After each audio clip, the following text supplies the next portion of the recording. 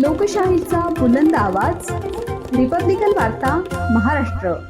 चौका घाटात उसाने भरलेली ट्रॅक्टर ट्रॉली कारवर कोसळली, जीवितहानी टळली। अपघातानंतर ट्रॅक्टर चालक फरार, फुलंब्री पोलिसात गुन्हा दाखल। बातमी फुलंब्री येथून। छत्रपती संभाजीनगर महामार्गावरील चौका घाटात आज सकाळी मोठी दुर्घटना घडली।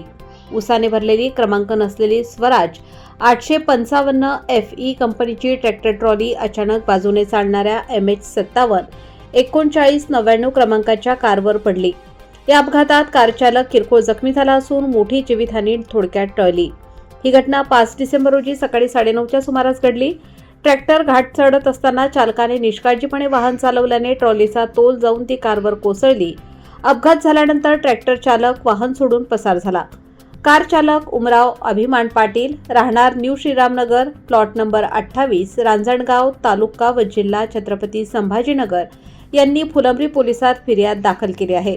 त्यानुसार चालकाचे नाव गाव अज्ञात ठेवत फुलंब्री पोलिसांनी गुन्हा रजिस्टर नंबर 577/2025 प्रमाणे कलम 281, 125 अ, 324(4) BNS तसेच मोटार वाहन कायदा कलम 39/192, 2, 134/177 नुसार गुन्हा दाखल केला आहे।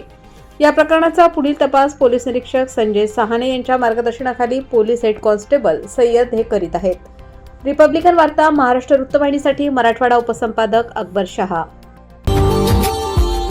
Subscribe now and press the bell icon. Never miss an update.